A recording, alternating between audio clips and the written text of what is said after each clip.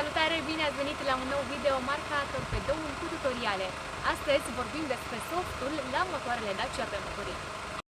Motorul pe care o să vi-l prezentăm în clip este un 1.5 DCI de 90 de cai și 220 de Nm, softat la 105 cai putere și aproximativ 250 Nm. Acest motor poate fi urcat până la 130 de cai putere, însă este necesară înlocuirea turbinei cu una de Duster. Un Duster de 110 cai putere poate fi softat până la 130 de cai putere. Varianta motorului de 75 de cai putere poate ajunge prin înlocuirea softului la 90 sau 105 cai putere. Pentru variantele mai noi cu AdBlue de 75 sau 95 de cai, softul urcă puterea motorului tot la 105 cai putere. Să trecem la volan. Treapta a doua. Treapta a treia.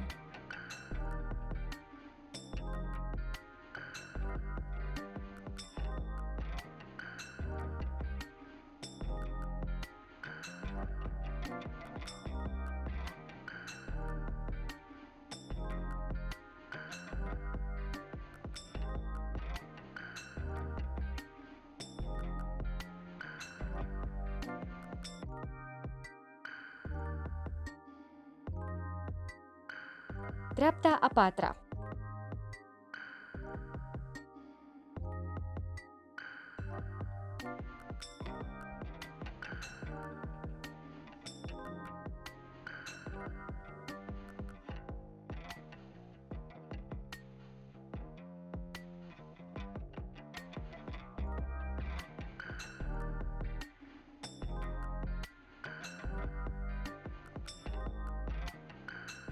Treapta a cincea.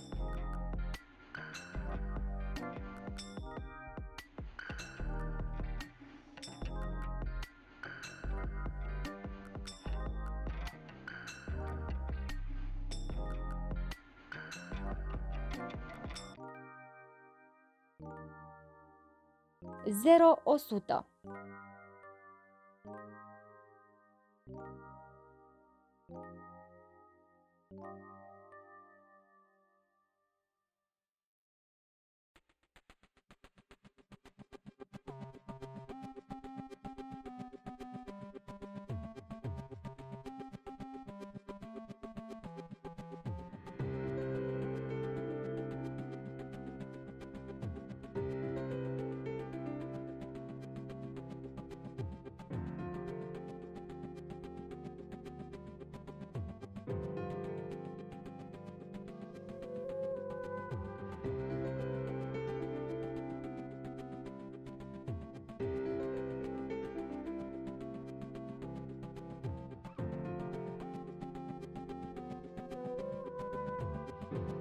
Treapta a patra.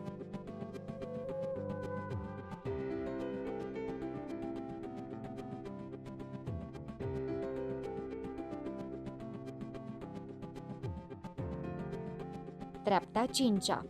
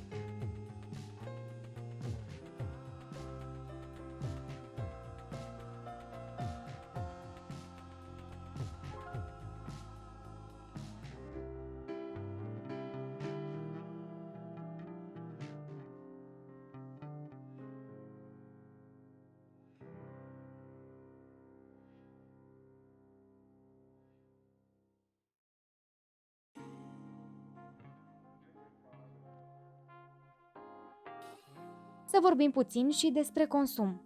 Am parcurs 30 de kilometri cu o medie de 62 de km pe oră.